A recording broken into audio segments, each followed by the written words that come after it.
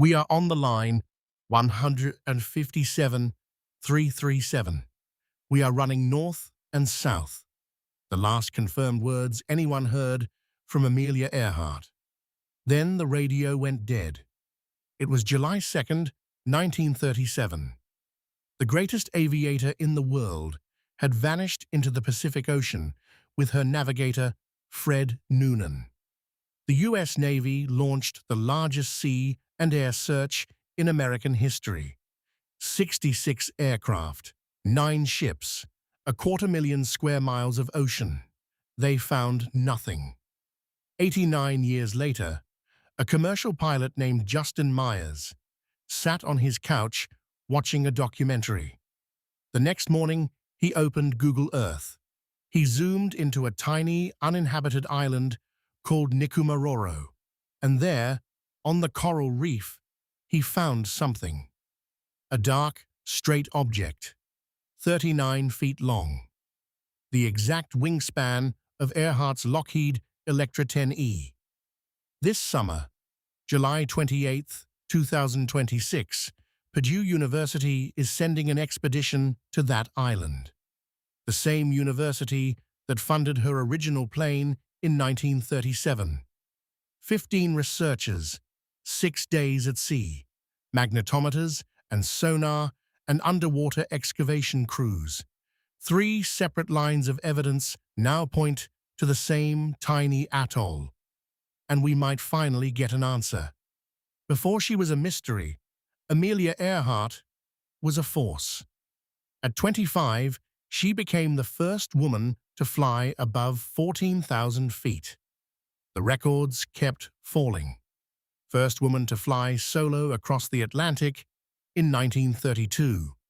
First person to fly solo from Hawaii to the U.S. mainland. She broke altitude records, speed records, distance records. She wrote books. She designed a clothing line. She was everywhere. In 1936, Purdue University gave her the Lockheed Electra 10E. She called it her flying laboratory. It was fitted with extra fuel tanks that extended its range to over 4,000 miles, enough to cross entire oceans.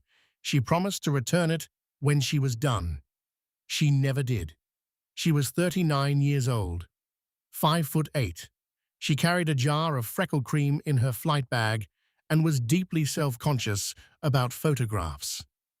This small detail, a jar of ointment, will matter later in this story. It is one of the threads that connects her to a coral reef on the other side of the world. The plan was to fly around the world, 29,000 miles along the equator. By July 1, 1937, she had completed 22,000 miles. She and Noonan had crossed South America, Africa, the Middle East, India, and Southeast Asia. They landed in Lae, New Guinea, on the morning of July 2nd.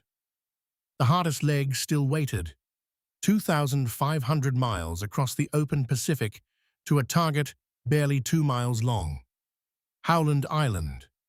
Howland Island is a sliver of coral, 2 miles long, half a mile wide.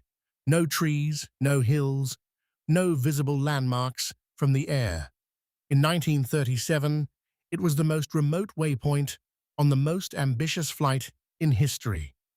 The U.S. Coast Guard cutter Itasca was stationed there to guide them in. The plan was simple. The Itasca would broadcast radio signals. Earhart would home in on them, and she would land on the tiny airstrip carved into the coral. The plan failed before she ever left the ground. Earhart's radio setup was compromised.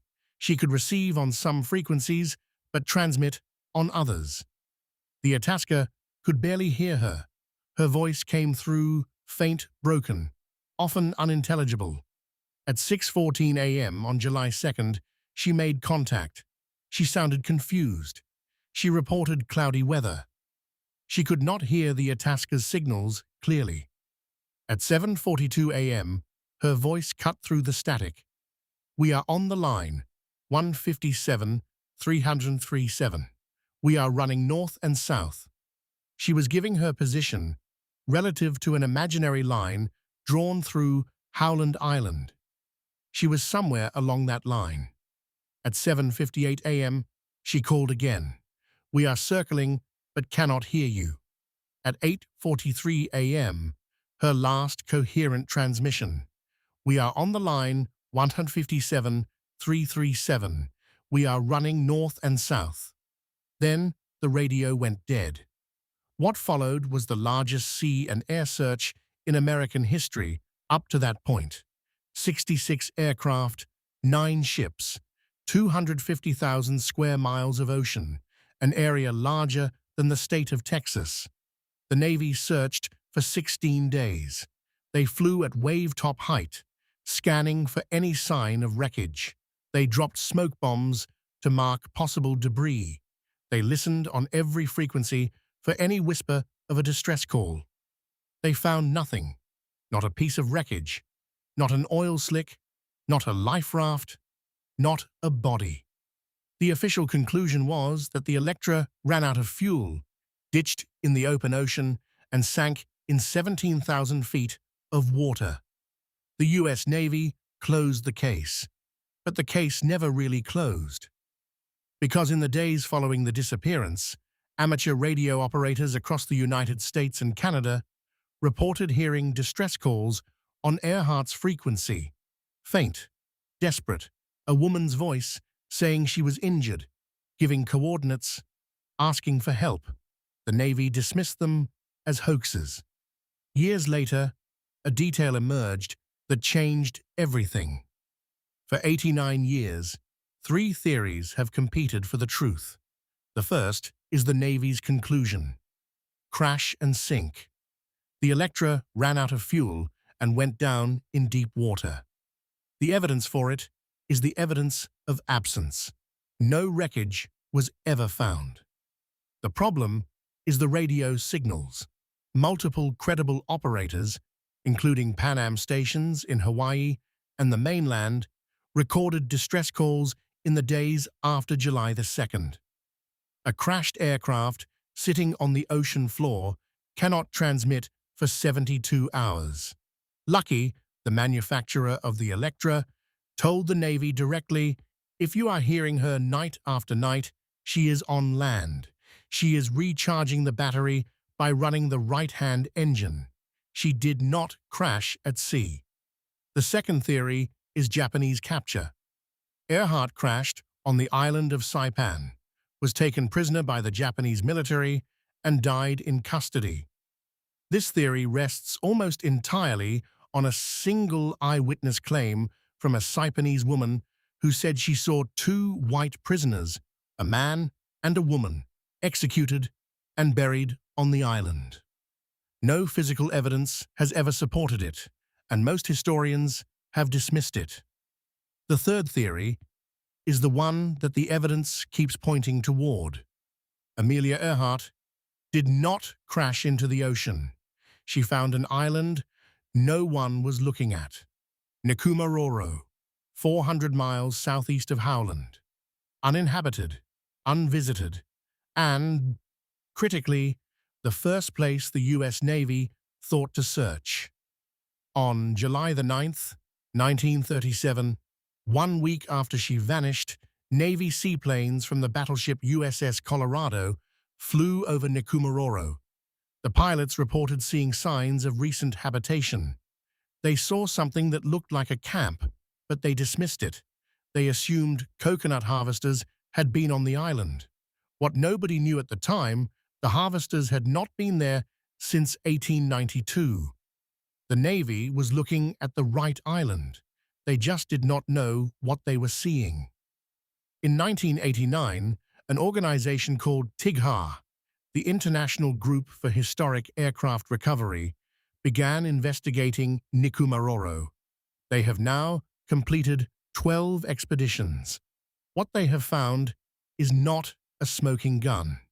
It is something more powerful, a constellation of objects that individually mean nothing, and together paint a picture.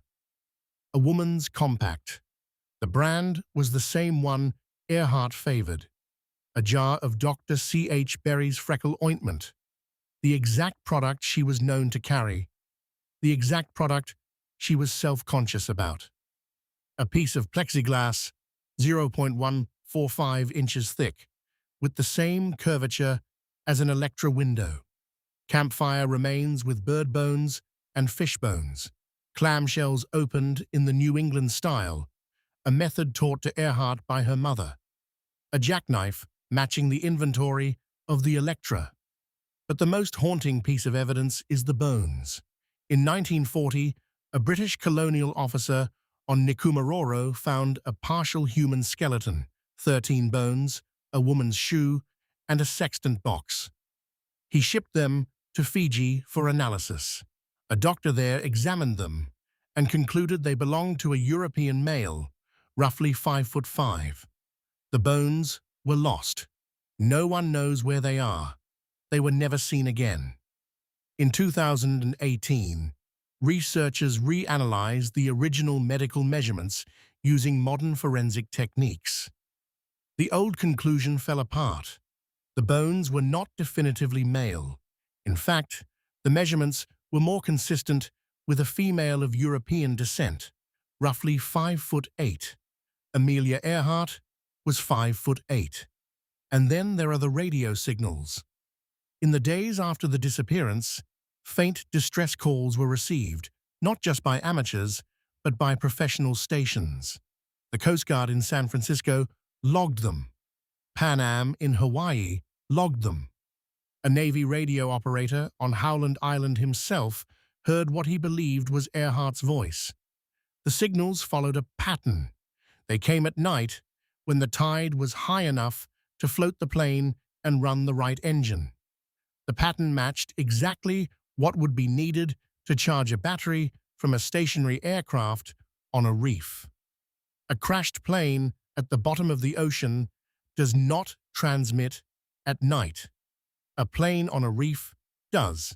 In 2025, a commercial pilot with no background in Earhart research watched a National Geographic documentary.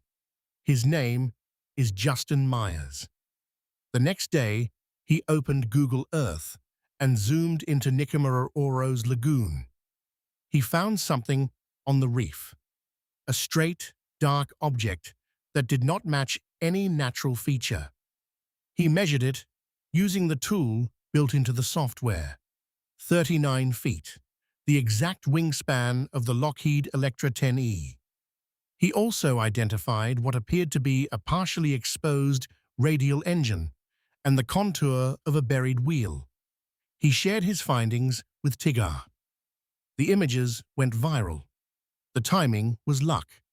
Shifting coral and sand had exposed the object. Myers caught a window that might close again within months. Purdue University, the institution that funded Earhart's plane, took notice. They are sending an expedition this summer. 15 researchers, 6 days at sea. Magnetometers to detect buried metal, sonar to map the reef floor. Underwater excavation to recover whatever is down there. If something is buried in that coral, they will find it. 89 years. And Amelia Earhart has existed in a kind of superposition, simultaneously lost at sea, captured by the Japanese, marooned on an island. Every theory true until one is measured. Next month, a team from Purdue will fly to Nikumaroro and try to collapse that wave. A few square meters of coral reef might become the observation point that settles an 89-year probability. Some questions do not resist answers. They wait for the right moment to be asked. A 39-foot shadow on a coral reef. A jar of freckle cream half buried in sand. A radio frequency that went silent on a summer morning in 1937. The Pacific has kept Amelia Earhart for 89 years. This summer, It might finally give her back